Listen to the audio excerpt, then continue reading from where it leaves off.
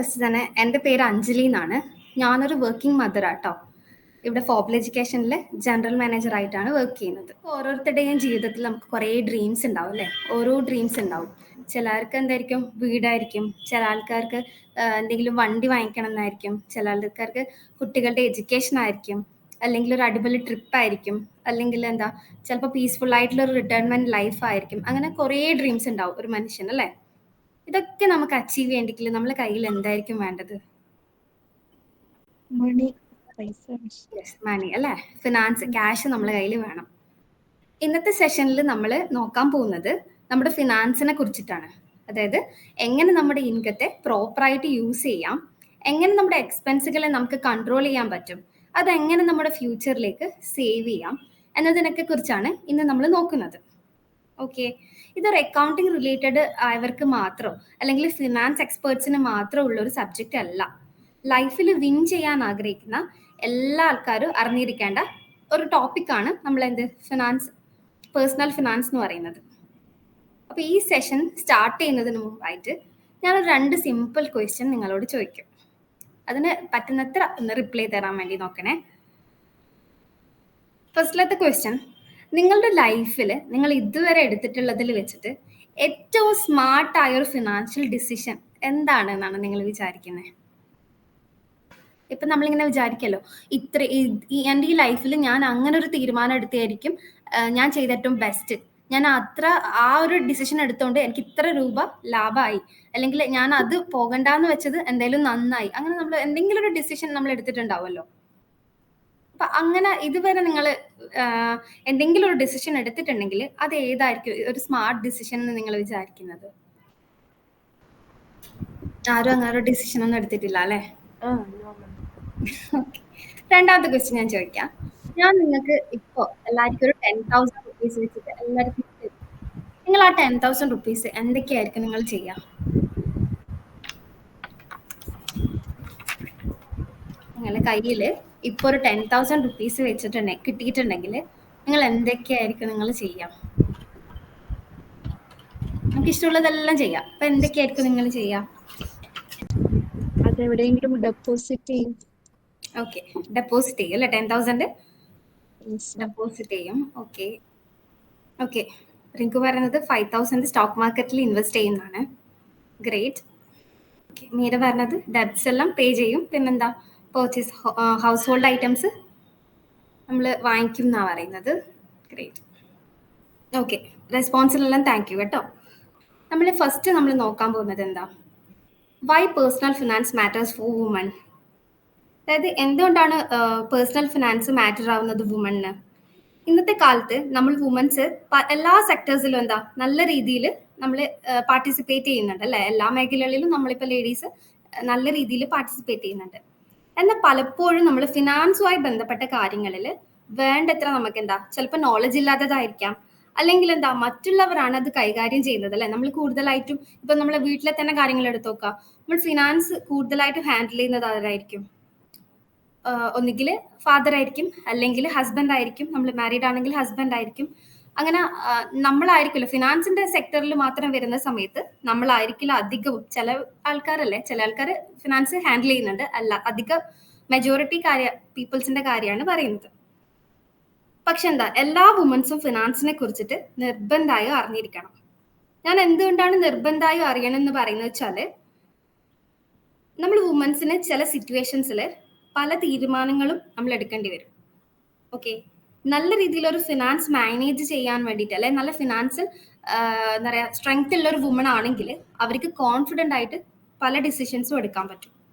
അതേസമയം നമുക്കൊരു ഫിനാൻഷ്യൽ എന്താ പറയുക ഒരു ഫ്രീഡവും ഇല്ല, അല്ലെങ്കിൽ നമ്മളെ കയ്യിൽ ഒന്നും ഇല്ലെങ്കിൽ നമുക്ക് എന്താ നമ്മളെ തീരുമാനങ്ങളൊക്കെ കുറേ ആൾക്കാരെ ഡിപ്പെൻഡ് ചെയ്തിരിക്കും. എക്സാമ്പിൾ, എനിക്കിപ്പോൾ അടുത്ത വർഷം ഒരു കോഴ്സ് ചെയ്യാൻ ഭയങ്കര ആഗ്രഹിക്കുന്നുണ്ട് ഞാൻ. അപ്പോൾ അതിന്റെ ഫീസ് വരുന്നത് 50,000 റുപ്പീസാണ്. 50,000 രൂപയാണ് ആ കോഴ്സിന്റെ ഫീസ് വരുന്നത്. ഇപ്പം ഞാൻ എൻ്റെ ഹസ്ബൻഡിനെയോ അല്ലെങ്കിൽ ഫാദറിനെയോ ഞാൻ ഡിപ്പെൻഡ് ചെയ്യുകയാണെങ്കിൽ ചിലപ്പോൾ എന്താ, ഞാനിങ്ങനെ അവരോട് പോയി പറയും എനിക്കിങ്ങനെ ഒരു കോഴ്സ് ചെയ്യണമെന്ന് ആഗ്രഹമുണ്ട്, പക്ഷെ അതിന്റെ ഫീസ് വരുന്നത് 50,000 റുപ്പീസാണ്. അപ്പോൾ അവർക്കത് ഓക്കെ അല്ലെങ്കിൽ എന്താ, എൻ്റെ ഡ്രീം അവിടെ സ്റ്റോപ്പ് ചെയ്യേണ്ടി വരും അല്ലേ? അയ്യോ അത്ര പൈസയോ, അത് നമുക്ക് പിന്നെ പിന്നിൽ നോക്കാന്നുള്ള രീതിയിൽ പറഞ്ഞിട്ടുണ്ടെങ്കിൽ എൻ്റെ ആ ഡ്രീം അവിടെ സ്റ്റോപ്പ് ആവും. അതേസമയം ഞാൻ ഈ കഴിഞ്ഞ 2 വർഷം കൊണ്ട് എൻ്റെ ആ ഫീസ്, എൻ്റെ ഒരു എയിമുള്ള ആ ഫീസ് ഞാൻ തന്നെ അത് ഉണ്ടാക്കി വെച്ചിട്ടുണ്ടെങ്കിൽ എനിക്ക് ആ ഡിസിഷൻ എടുക്കാൻ എന്താ ആരെയും അധികം ഡിപ്പെൻഡ് ചെയ്യേണ്ട ആവശ്യമില്ലല്ലേ. എൻ്റെ ഇഷ്ടത്തിന് എനിക്ക് ആ കോഴ്സ് ചെയ്യാൻ പറ്റും. അതാ പറയുന്നത്, നമ്മൾ ലേഡീസിന് ചിലപ്പോൾ, ഇതിപ്പോൾ ഞാനൊരു എക്സാമ്പിൾ പറഞ്ഞത് ആ കോഴ്സ് എന്നുള്ള രീതിയിൽ, നമുക്ക് പല സിറ്റുവേഷനിലും ചില ക്രിട്ടിക്കൽ ആയിട്ടുള്ള ഡിസിഷൻസ് എടുക്കേണ്ടി വരും. അപ്പൊ അത് നമ്മളെ കയ്യിൽ കുറച്ച് ഫിനാൻഷ്യൽ സപ്പോർട്ട് ഉണ്ടെങ്കിൽ നമുക്ക് ധൈര്യമായിട്ട് ആ ഡിസിഷൻ എടുക്കാൻ പറ്റും. അല്ലെങ്കിൽ എന്താ, നമ്മൾ കുറേ ആൾക്കാരെ ഡിപ്പെൻഡ് ചെയ്ത് അവരെ ഇഷ്ടങ്ങൾക്കനുസരിച്ച് നമ്മളെ ഡിസിഷൻസ് മാറ്റേണ്ടി വരും. പിന്നെ ഫാമിലിക്ക് വേണ്ടിയിട്ട് അധികം എന്താ നമ്മളായിരിക്കും സാക്രിഫൈസ് ചെയ്യുന്നത്, ലേഡീസ് ആയിരിക്കും. ഇപ്പൊ കല്യാണം കഴിഞ്ഞ് ഒരു കുട്ടികളുണ്ടായി കഴിഞ്ഞാൽ നമ്മളായിരിക്കും കരിയർ ബ്രേക്ക് എടുക്കുന്നത്. നോർമലായിട്ട് ലേഡീസ് ആണല്ലോ കരിയർ ബ്രേക്ക്, ആ ബേബി ഒന്ന് ഓക്കെ ആവുന്നത് വരെ ചിലപ്പോൾ ജോലി വേണ്ടാന്ന് വെക്കും, അല്ലെ അത് കഴിഞ്ഞിട്ട് നോക്കാം, കുറച്ച് കഴിഞ്ഞിട്ട് നോക്കാം എന്നുള്ള മൈൻഡ് സെറ്റ് ആയിരിക്കും. അപ്പൊ നമ്മൾ ഫാമിലിക്ക് വേണ്ടിയിട്ട് കൂടുതൽ നമ്മൾ എന്ത് സാക്രിഫൈസ് ചെയ്യുന്നുണ്ട് അല്ലേ. അപ്പൊ ഈ സാക്രിഫൈസ് ചെയ്യുന്ന നമുക്ക് ഒരു നല്ലൊരു ഫിനാൻസ് വെൽത്ത് വേണ്ടേ. അതുകൊണ്ട് നമ്മൾക്ക് പേഴ്സണൽ ഫിനാൻസ് നമ്മൾ കറക്റ്റ് ആയിട്ട് മാനേജ് ചെയ്യണം. ലേഡീസ് ആയി എന്തായാലും എന്താ ഒരു പേഴ്സണൽ ഫിനാൻസ് മാനേജ് ചെയ്യാൻ നമ്മൾ അറിഞ്ഞിരിക്കണം. ഇനി പേഴ്സണൽ ഫിനാൻസ് എങ്ങനെയാ മാനേജ്മെന്റ് ഡെവലപ്പ് ചെയ്യുക നമ്മൾ, അതിന് വേണ്ടിയിട്ട് നമ്മൾ മെയിൻ ആയിട്ട് ചെയ്യേണ്ട ഒരു 4 സ്റ്റെപ്സ് ഉണ്ട്. പേഴ്സണൽ ഫിനാൻസ് മാനേജ്മെന്റ് ഡെവലപ്പ് ചെയ്യാൻ വേണ്ടിയിട്ട് നമ്മൾ ഇനീഷ്യൽ ആയിട്ട് ചെയ്യേണ്ട ഒരു 4 സ്റ്റെപ്സ് ഉണ്ട്. അതെന്തൊക്കെയാന്ന് വെച്ചാല്, ഫിനാൻസിനെ കുറിച്ചിട്ട് ആദ്യം എന്താ നമുക്ക് പഠിക്കണം. അതായത് നമ്മൾ അധികം ആൾക്കാരും എന്താ പറയാ, എനിക്കതത്ര അറിയില്ലാത്ത സബ്ജക്റ്റാ, അല്ലെ ഫിനാൻസ് എന്ന് പറയുന്നത് ചിലപ്പോൾ എനിക്കത്ര അറിയില്ലാത്ത സബ്ജക്റ്റാ, അതുകൊണ്ട് ഞാൻ ആ സബ്ജക്റ്റിലേക്ക് ഞാൻ ഇല്ല, അല്ലെ അത് ഞാൻ നോക്കുന്നില്ല. വീട്ടിലായിക്കോട്ടെ എന്തെങ്കിലും ഫിനാൻഷ്യൽ ഡിസിഷൻസിനോ കാര്യങ്ങളോ ആയിരിക്കും നമ്മളത്ര ബോധേഡാവില്ല, കാരണം എന്താ നമ്മൾ അതിനെപ്പറ്റി ഒന്നും ചിന്തിക്കുന്നില്ല. പക്ഷെ അങ്ങനെ ആവരുത്. നമ്മൾ അറിയാത്ത കാര്യം എന്താ ചെയ്യാം, നമ്മൾ പഠിക്കുകയല്ല ചെയ്യാം. നമുക്ക് എന്തെങ്കിലും ഒരു ആവശ്യം വന്നു കഴിഞ്ഞാൽ നമ്മൾ എന്ത് ചെയ്യും, അറിയാത്ത കാര്യങ്ങളായാലും നമ്മൾ എങ്ങനെയെങ്കിലും നമ്മൾ റിസർച്ച് ചെയ്തിട്ട് അത് പഠിക്കും. അതുപോലെ ഫിനാൻസ് എല്ലാ വുമൻസും നിർബന്ധമായിട്ടും പഠിച്ചിരിക്കേണ്ട ഒരു സബ്ജക്റ്റ് ആണ്. അതായത് എങ്ങനെയൊക്കെ നമുക്കിപ്പോൾ പഠിക്കാനുള്ള ഓപ്പർച്യൂണിറ്റീസ് ഉണ്ട്. നമുക്ക് യൂട്യൂബിൽ വീഡിയോസ് കാണാം, കുറെ ആൾക്കാർ നല്ല നല്ല വീഡിയോസ് ടിപ്സ് കാര്യങ്ങളെല്ലാം അതിലിട്ടിട്ടുണ്ട്. പിന്നെന്താ ഫിനാൻസ് റിലേറ്റഡ് എന്താ ടൈം ഉണ്ടെങ്കിൽ നമുക്ക് ഫിനാൻസ് റിലേറ്റഡ് ബുക്സ് വായിക്കാം. രാത്രിയെല്ലാം ഒരു ഇത്ര പെർട്ടിക്കുലർ ഒരു ടൈം വെച്ചിട്ട് നമുക്ക് എന്തായാലും ബുക്സ് റീഡിങ് നമുക്ക് ചെയ്യാൻ പറ്റുന്നതേ ഉള്ളൂ. അല്ലെങ്കിൽ എന്താ ഇങ്ങനെ ഓരോ ഫ്രീ വെബിനാർസ് ഉണ്ടാവും അല്ലെ, കണ്ടക്ട് ചെയ്യുന്ന, പൈസയൊന്നും കൊടുക്കണ്ട, ഫ്രീ വെബിനാർസ്. നമ്മളിപ്പോൾ ഇന്നത്തെ നമ്മളിപ്പോൾ കണ്ടക്ട് ചെയ്യുന്ന തന്നെ ഷീലേൺസ് എന്താ ഫ്രീ ആയിട്ട് കുറെ നല്ല ഇൻഫർമേഷൻ കാര്യങ്ങളല്ലേ കണ്ടക്ട് ചെയ്യുന്നത്. അതുപോലെ വേറെയും ഫ്രീ ആയിട്ടുള്ള വെബിനാർസ് ഉണ്ടാവും, അതൊക്കെ അറ്റൻഡ് ചെയ്ത് നോക്കാം ഈ ഫിനാൻസ് റിലേറ്റഡ്. അപ്പൊ എന്താ ആദ്യം നമ്മൾ ഫിനാൻസിനെ കുറിച്ചിട്ട് പഠിക്കണം.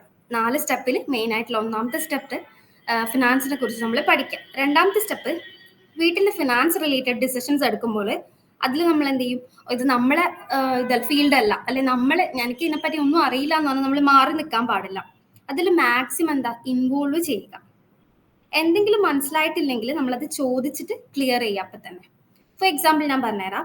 ഇപ്പൊ നമ്മളെ വീട്ടിലെന്താ എന്തെങ്കിലും ഇൻവെസ്റ്റ്മെന്റ് റിലേറ്റഡ് ആയിട്ട് എന്തെങ്കിലും ഹസ്ബൻഡോ അല്ലെ ഫാദറോ എന്തെങ്കിലും ഒരു ഡിസിഷൻ ഇങ്ങനെ പറയുന്നുണ്ടാവും വീട്ടില്, ഇങ്ങനെ ഇതിലേക്ക് ഇൻവെസ്റ്റ് ചെയ്യണമെന്നുണ്ട് ഇങ്ങനെ. അപ്പൊ നമ്മൾ എന്ത് ചെയ്യും, അതെന്താണെന്ന് ചിലപ്പോൾ അറിയണ്ടാവില്ല, എന്തുകൊണ്ടാണ് അവർ അതിൽ ഇൻവെസ്റ്റ് ചെയ്യുന്നത്, അതൊന്നും അറിയില്ലെങ്കിൽ നമ്മൾ അവരോട് കറക്റ്റ് അത് ചോദിച്ച് മനസ്സിലാക്കുക. അതായത് എന്തിനാണ് ഇതിലേക്ക് ഇൻവെസ്റ്റ് ചെയ്യുന്നത്, അല്ലെങ്കിൽ എത്ര റിട്ടേൺസ് ആണ് ഇതിൽ ഇൻവെസ്റ്റ് ചെയ്താൽ നമുക്ക് കിട്ടാൻ പോകുന്നത്, ഇത് ലോങ് ഡ്യൂറേഷനിലാണോ അല്ലെങ്കിൽ ഷോർട്ട് ഡ്യൂറേഷനിലാണോ ഉള്ളത്, ഇങ്ങനെ ചോദിച്ചിട്ട് നമുക്ക് അറിയാത്ത എല്ലാ കാര്യങ്ങളും ചോദിച്ചിട്ട് മനസ്സിലാക്കാൻ ശ്രദ്ധിക്കാം. സെക്കൻഡ് പോയിന്റ് ആണ് ഞാനിപ്പോൾ പറഞ്ഞത്, നമ്മൾ വീട്ടിൽ തന്നെ ഫിനാൻസ് ഡിസിഷൻസ് എടുക്കുന്ന സമയത്ത് നമ്മൾ പാർട്ടിസിപ്പേറ്റ് ചെയ്യാം, മാറി നിൽക്കാണ്ട് നമ്മൾ പാർട്ടിസിപ്പേറ്റ് ചെയ്യാം. അറിയാത്ത കാര്യങ്ങൾ നമ്മൾ ചോദിച്ചിട്ട് മനസ്സിലാക്കാം. ഓക്കെ അല്ലേ? ഞാൻ പറയുന്നത് മനസ്സിലാവുന്നില്ല അല്ലേ? എന്തെങ്കിലും ഞാൻ പറയുന്നതിൽ മനസ്സിലാവാത്ത പോയിന്റ്സോ കാര്യങ്ങളോ ഉണ്ടെങ്കിൽ നിങ്ങൾ അപ്പൊ തന്നെ എനിക്ക് ചോദിക്കണം എന്നോട്. Yes ma'am. Okay. Third point എന്ന് വെച്ചാൽ നമ്മൾ സേവിങ്സും ഇൻവെസ്റ്റ്മെന്റും രണ്ടും വേറെയാണെന്ന് മനസ്സിലാക്കുക. ഒരിക്കലും സേവ് ചെയ്തത് അല്ല നമ്മൾ. എന്തേലും പറഞ്ഞോ? ഓക്കെ. തേർഡ് പോയിന്റ് എന്ന് പറഞ്ഞു കഴിഞ്ഞാൽ നമ്മൾ സേവിങ്സും ഇൻവെസ്റ്റ്മെന്റും രണ്ടും വേറെ വേറെയാണ്, ഡിഫറെന്റ് ആണ്. നോർമൽ വുമൻസ് തന്നെയായിരിക്കും എന്താ വീട്ടിൽ കുറെ പൈസ സേവ് ചെയ്യുന്ന അല്ലെ. നമ്മൾ അമ്മമാരെല്ലാം കണ്ടിട്ടുണ്ടാവും, വീട്ടിലെന്താ കിച്ചൺ ഡബ്ബ മുതൽ എന്താ ബാങ്കിന്റെ സേവിങ്സ് അക്കൗണ്ട്സിൽ വരെ അവർക്ക് പൈസ ഉണ്ടാവും. പക്ഷെ എന്താ അതൊരിക്കലും ഇൻഫ്ലേഷൻ ബീറ്റ് ചെയ്യൂല. ഇൻഫ്ലേഷൻ എന്ന് പറഞ്ഞു കഴിഞ്ഞാൽ നമ്മൾ പണപ്പെരുപ്പം എന്നൊക്കെ കേട്ടിട്ടില്ലേ. അതായത് ഇപ്പൊ ഞാനൊരു 1 lakh rupees സേവ് ചെയ്ത് വെച്ചു, അതെനിക്കൊരു 5 ഇയേഴ്സ് കഴിഞ്ഞ് കഴിഞ്ഞാൽ ആ 1 lakh റുപ്പീസിന്റെ മൂല്യം, അത് വാല്യൂ എന്ന് പറഞ്ഞു കഴിഞ്ഞാൽ അത് കുറയുമല്ല. ഇന്നത്തെ 1 lakhന്റെ വാല്യൂ എന്നേരം 5 ഇയേഴ്സ് കഴിഞ്ഞ് കഴിഞ്ഞാൽ നമുക്ക് കിട്ടൂല. അതിനാണ് ഇൻഫ്ലേഷൻ എന്ന് പറയുന്നത് കേട്ടോ. സേവിങ്സിൽ ഒരിക്കലും ഇൻഫ്ലേഷൻ ബീറ്റ് ചെയ്യില്ല. അത് ഇൻവെസ്റ്റ്മെന്റ് കൂടെ ചെയ്തിട്ടുണ്ടെങ്കിൽ നമുക്ക് ഇൻഫ്ലേഷൻ ചിലപ്പോൾ ബീറ്റ് ചെയ്യാൻ പറ്റും. കാരണം എന്താ, നമുക്ക് അതിലൂടെ റിട്ടേൺസും കൂടെ കിട്ടുന്നുണ്ട്. ഓക്കെ, പിന്നെ മനസ്സിലാക്കുക, ഇൻഷുറൻസ് പോളിസി ഒരിക്കലും ഒരു ഇൻവെസ്റ്റ്മെന്റ് അല്ല. നമ്മൾ ചിലപ്പോൾ പറയും ഓക്കെ ഇൻഷുറൻസ് പോളിസി എടുത്തിട്ടുണ്ട്, അത് ഇൻവെസ്റ്റ്മെന്റ് അല്ലേ എന്ന്. ഒരിക്കലും ഇൻഷുറൻസ് പോളിസി ഇൻവെസ്റ്റ്മെന്റ് അല്ല. അത് നമ്മൾ ഓർത്തിരിക്കണം. ദ തിങ് ഈ സേവിങ്സ് എന്ന് പറഞ്ഞു കഴിഞ്ഞാൽ വേറെയാണ്, ഇൻവെസ്റ്റ്മെന്റ് എന്ന് പറയുന്നത് വേറെയാണ്. ഓക്കെ അല്ലേ?